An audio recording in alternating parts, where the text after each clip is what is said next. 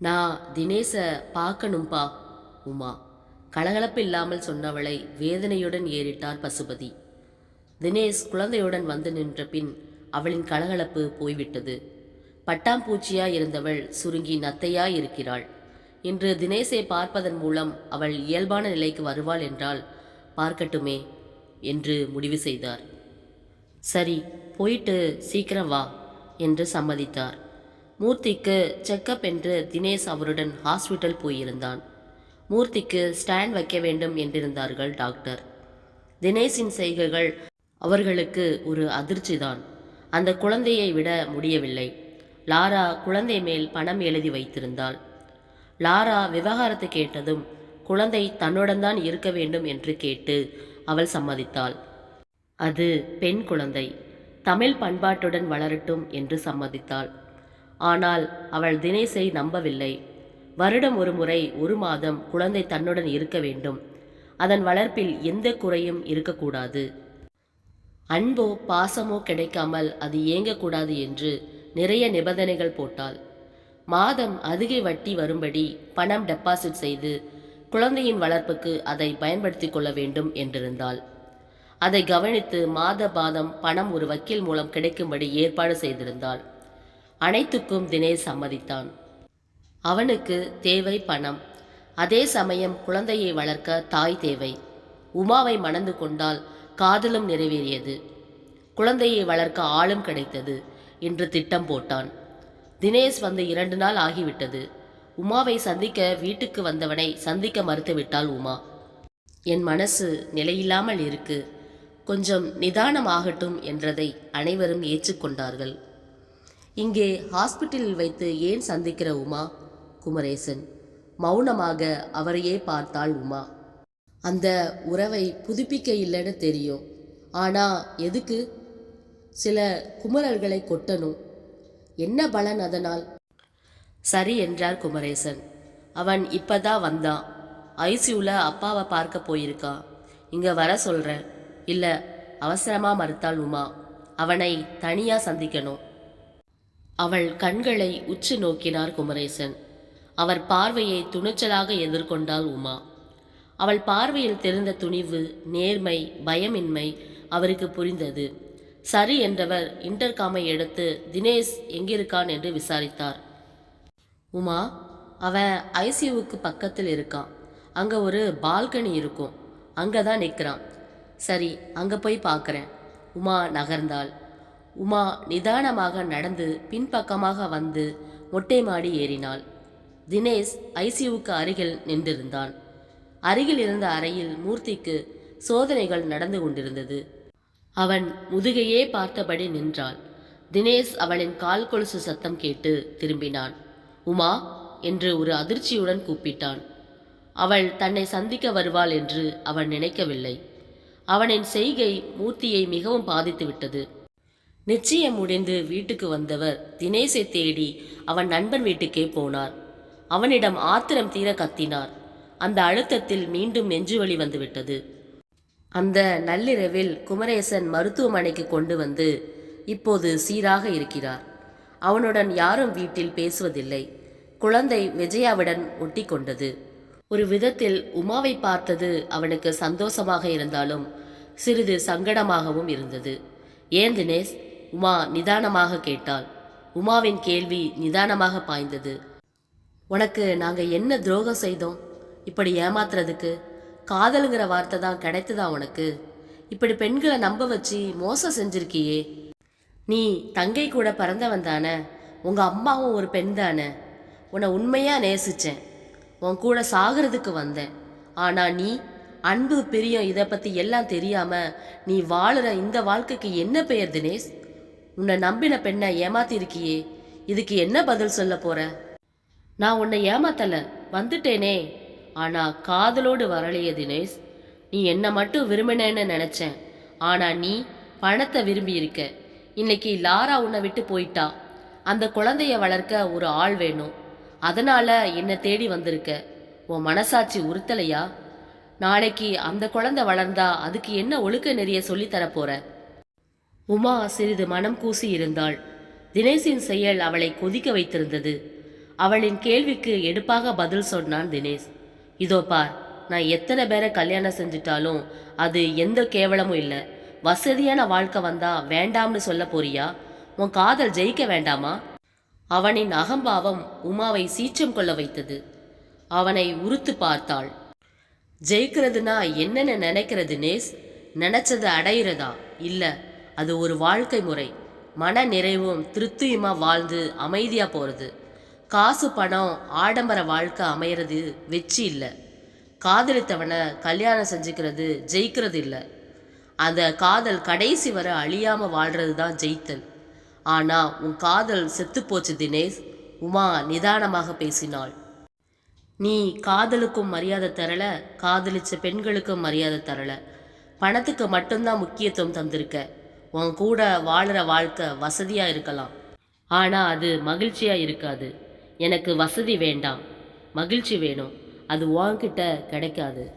எனக்கு நீ வேண்டாம். அந்த குழந்தைக்கு நீ உண்மையான தகப்பனாயிரு. ஆனா இருப்ப, ஏன்னா அதன் பேர்ல பணம் இருக்கு. நீ என்ன அவமானப்படுத்திட்ட தினேஷ். அது என்னை காயப்படுத்திடுத்து. லாராவை விரும்பிட்டு அவளை கல்யாணமும் செஞ்சுட்டு என் கூட சாகலாம்னு வந்த பாரு, அது நயவஞ்சகத்தனம். அதை நான் என்னைக்கும் மன்னிக்க மாட்டேன். மனைவியை தவிர மற்ற பெண்களை மனதால் நினைக்கக்கூடாது என்கிறது நம் தர்மசாஸ்திரம். ஆனால் நீ ஒருத்திக்கு தாலி கட்டி அவ கூட வாழ்ந்துட்டு இன்னொரு பெண்ணையும் காதலிச்சு அவளை சாகிறதுக்கும் கூட்டிட்டு போயிருக்க.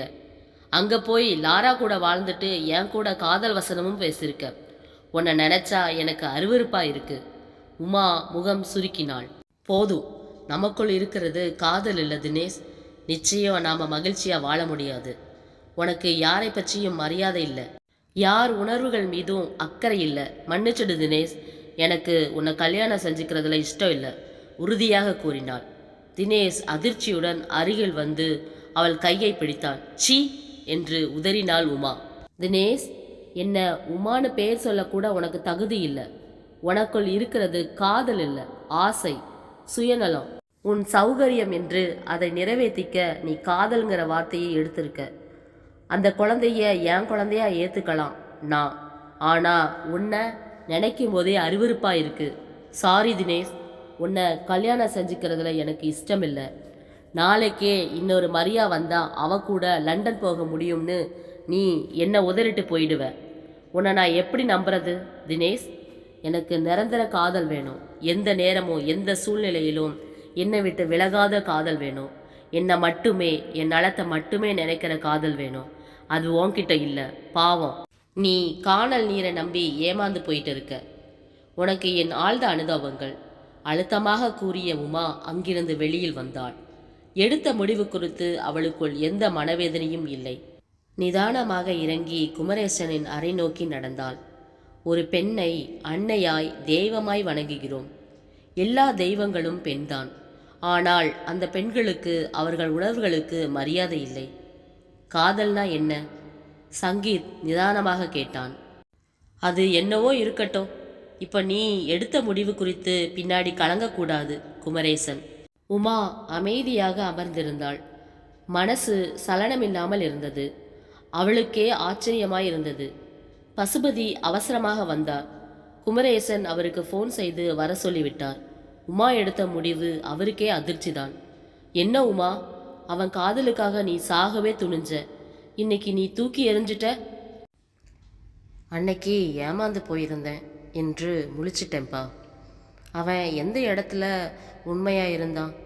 என் கூட சாகலாம்னு வந்தப்ப அவன் லாராவின் கணவன்.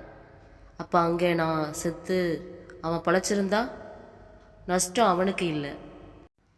நான் எப்படி அவனை நம்பி போனேன்னு தெரியலை. அவன் காதலில் உண்மை இல்லை. என் கூட சாகிறதுக்கு வந்தப்ப அவன் லாரா கூட வாழ்ந்துட்டு இருந்திருக்கான். அவன் 4 மாத கர்ப்பிணி. அதைத்தான் என்னால் ஜீரணிக்க முடியலை. அந்த ஒரே காரணம்தான் நான் அவனை நிராகரிக்க காரணம். அங்கே போய் சாக வேண்டாம்னு நினச்சி முடிவெடுத்தப்பார். அதான் கிரேட். நன்றி இறைவா. உடல் சிலிர்க்க பசுபதி பேசினார். ஆனால் அவன் சந்தர்ப்பவாதி. அந்த குழந்தைக்கு லாராவோட பணம் இருக்குது. அவனை கல்யாணம் செஞ்சுக்க பெண்கள் வருவாங்க. இழப்பு இல்லை. இல்லைப்பா, நான் அவனுக்கு தண்டனை கொடுக்கல. தர்மம் தவறியவனுக்கு காலம் தண்டனை கொடுக்கும். என்ன ஒரு போலி வாழ்க்கையிலிருந்து காப்பாற்றி இருக்கேன், அவ்வளவுதான். உமா தெளிவாக பேசினாள். நீ மனசில் எதையும் நினச்சி குழப்பிக்கக்கூடாது குமரேசன். இல்லை, நான் ஒரு அசிங்கத்திலிருந்து தப்பிச்சிருக்கேன். இனி நீ மனசில் எதையும் போட்டு குழப்பிக்கொள்ளக்கூடாது. நம்ம வாழ்க்கையில் எதுவும் நடக்கலை. சந்தோஷம், திருப்தி தான் இனி. புரியுதா குமரேசன்? உமா தினேஷ் கூட பேசிவிட்டு நேராக அவரிடம்தான் வந்தாள். அவள் எடுத்த முடிவு அவருக்கு அதிர்ச்சிதான். என்றாலும் அவளின் உணர்வுகளை அவரால் புரிந்து கொள்ள முடிந்தது. அவளால் ஏமாற்றத்தை, துரோகத்தை தாங்க முடியாது. தினேஷ் செய்தது நயவஞ்சகத்தனம். வேறு வழியின்றி அவன் குடும்பம் அவனை ஏற்றுக்கொள்ளலாம். ஆனால் உமாவுக்கு தேவையில்லை. காதலை அவள் மதிக்கிறாள். அதனால்தான் அவளால் தினேஷின் காரியத்தை ஏற்றுக்கொள்ள முடியவில்லை. ஆனால் இனி அவள் என்ன முடிவு எடுக்கப் போகிறாள் தெரியல சார். வாழ்க்கையை பரிபூரணமாக மாற்றக்கூடிய சக்தி நம்மிடம் இருக்கு.